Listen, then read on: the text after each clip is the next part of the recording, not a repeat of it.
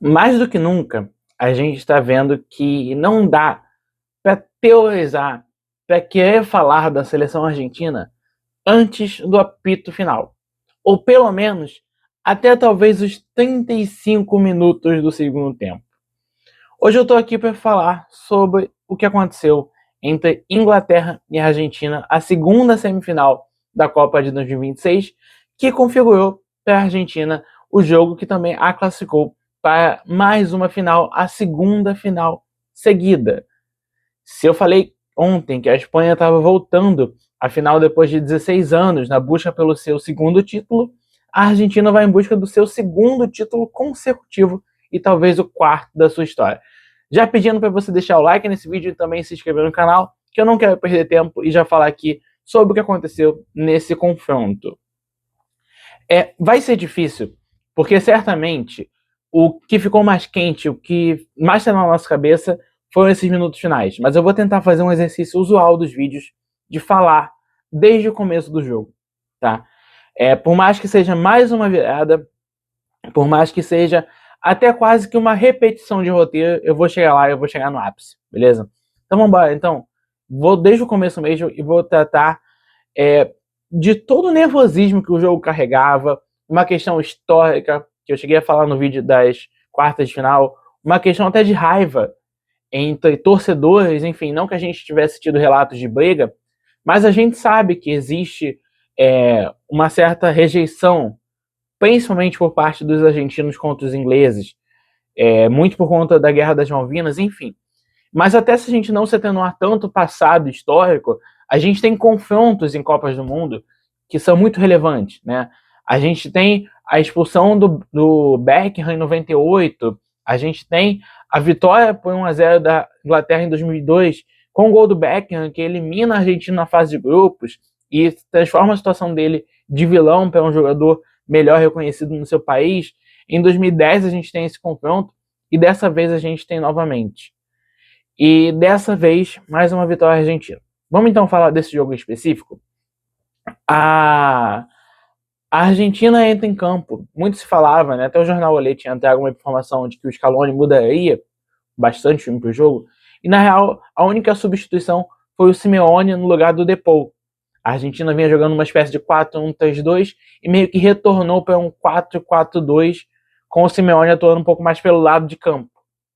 E, enfim, a substituição tinha sido essa, o Tagliafico continuou como titular, o Molina também, o Montiel começou no banco mais uma vez, enquanto a seleção da Inglaterra, aí sim vinha com mudanças. O Spence no lugar do Riley, que para ser sincero foi uma substituição que eu não entendi que o Tuchel tinha feito. O Reece James também começou como titular no lado direito do campo, e o escolhido para as pontas, que acabou sendo a maior dúvida da Inglaterra nessa Copa do Mundo, foi de um lado Gordon e foi do outro lado o Rodgers, que foi talvez a principal surpresa, né? Já que o Rodgers, ele é, principalmente antes da competição, mais pensado para entrar no lugar do Bellingham e não nas pontas. Mas enfim, os times começam a partir desse modo e o jogo no começo dele, ele é bem truncado, ele é bem faltoso. O primeiro tempo todo, a gente tem pouquíssimas chances de gol, porque o jogo ele é muito mais faltoso. A gente tem uma cotovelada que o Bellingham reclama logo ali entre os 10 primeiros minutos. A gente tem um lance faltoso que o próprio Messi vai reclamar com a arbitragem. E a gente tem, depois de 4 ou 5 faltas do Simeone, não vou lembrar ao certo quantos ele tinha feito, mas o primeiro cartão amarelo no jogo, ele acaba indo para o Anderson, o volante da Inglaterra. E isso botou ainda mais fogo no jogo, porque a gente viu uma Argentina claramente mais faltosa e o primeiro cartão subiu para o jogador da Inglaterra. Minutos depois, aí sim, o árbitro até distribui mais cartões. Se não me engano, a Argentina termina o primeiro tempo com mais cartões do que a seleção inglesa. Se não me engano, foram 2-1. Mas tudo isso deixou o jogo muito quente. E a gente viu o quê? Eu não cheguei a pontuar isso aqui no vídeo de ontem, mas isso vale também para o dia de ontem. Que os juízes da CONCACAF demonstraram que eles não têm nível para apitar numa semifinal de Copa do Mundo. Nem o salvadorenho ontem e nem o norte-americano hoje. Mas enfim, não quero entrar nessa polêmica aqui, porque já se criaram muitas teorias de conspiração sobre a arbitragem envolvendo a Argentina nessa Copa do Mundo. E apesar de eu achar uma arbitragem fraca, eu não vou dizer que eu achei uma arbitragem incorreta ou até mesmo injusta, tá? Mas o primeiro tempo ele é muito mais confuso, ele é muito mais faltoso, ele é muito mais aguerrido do que com a bola jogada. Até porque a Argentina parecia vir com uma intenção muito mais de fazer ser um jogo de Libertadores do que um jogo de Copa do Mundo. Num teste, se a Inglaterra saberia jogar esse jogo, eu acho que a Inglaterra até soube. Talvez o juiz que não tenha tido muita percepção, muita visão para apitar um jogo daquela maneira. Mas ainda assim vem o segundo tempo, com toques diferentes, e logo o Julián Álvares consegue as duas finalizações em 2 minutos de jogo. A primeira o Pickford consegue fazer uma boa defesa e a outra acaba indo para fora. Nesse momento assim a gente vê uma melhora técnica no jogo e a gente chega no momento que a Inglaterra começa a atacar e numa jogada iniciada pelo Harry Kane, que volta para criar, volta para construir, como ele normalmente faz, ele consegue achar do lado direito o Rodgers, que cruza para o Gordon, que aparece atrás do Molina e abre o placar aos 55 minutos de jogo. Naquele momento, Inglaterra abriu o placar, fazia 1-0 para cima da Argentina, e é aquela questão de como você reage ao gol. Ambos os lados, né? Como eu falei de repetição de roteiro, vamos entrar aqui no aspecto. A Inglaterra fez 1-0. 1-0 é um placar curto, não é um placar longo, não é uma vantagem grande. E a Argentina, ela virou quando ela estava 2-0 atrás para o Egito e ela conseguiu vencer a Suíça. Além dela também ter conseguido vencer Cabo Verde.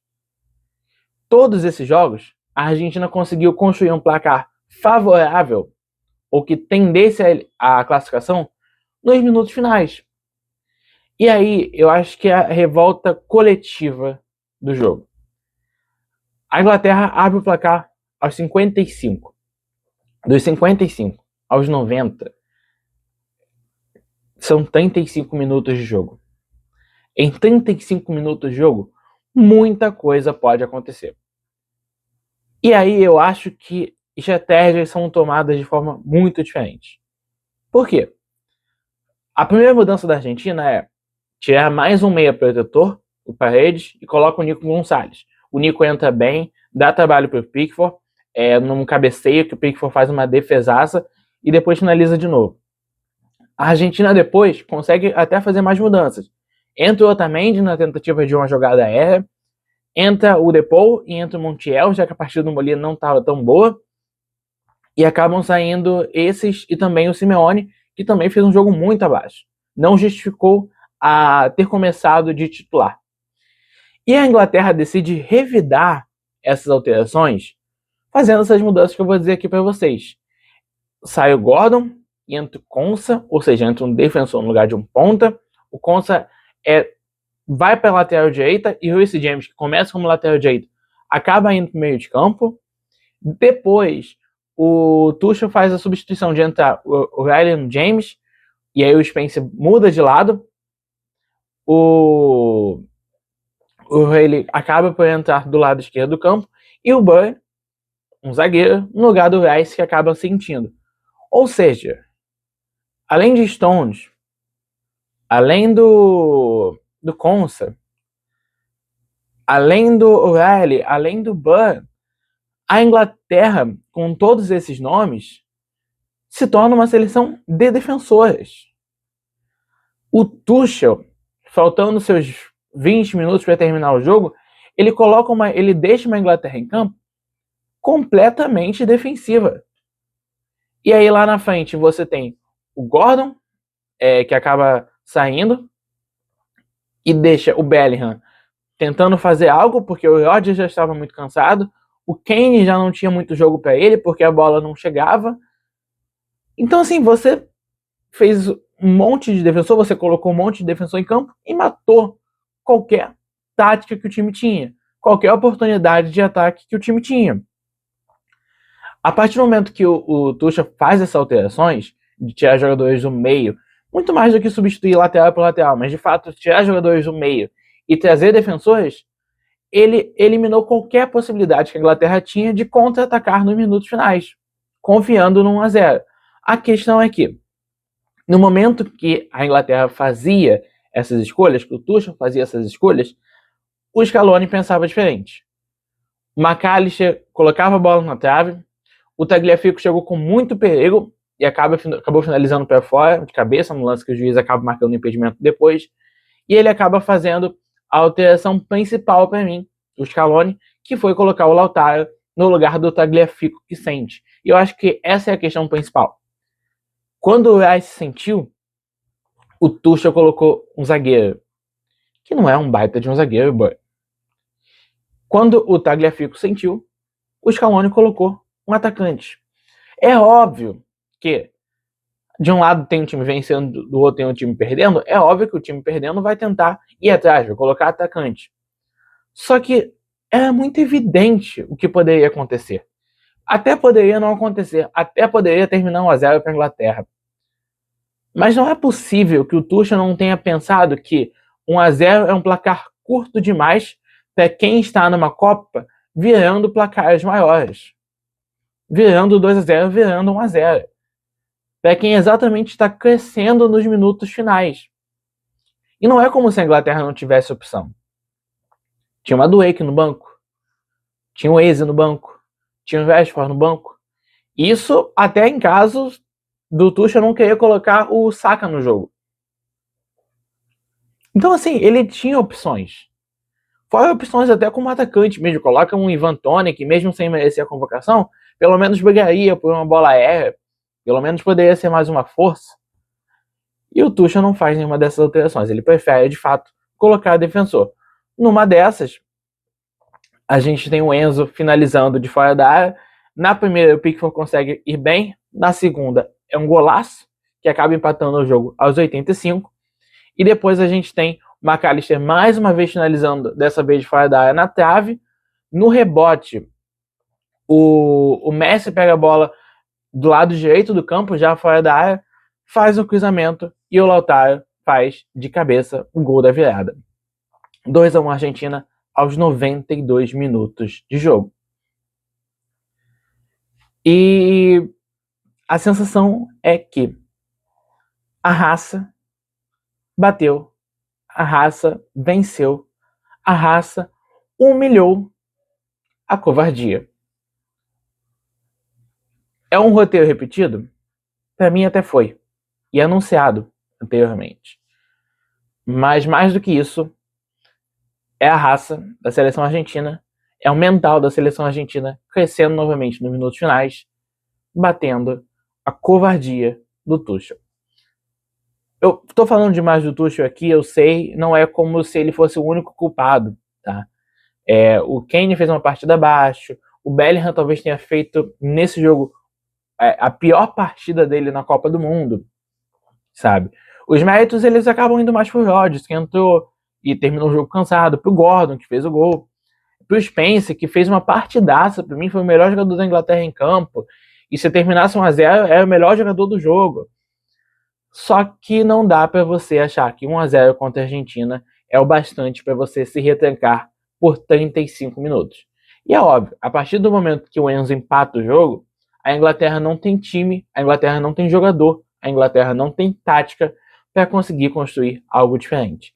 Até quando sai o gol do empate, eu falo, cara, não vai ser 40 minutos, vão ser 5.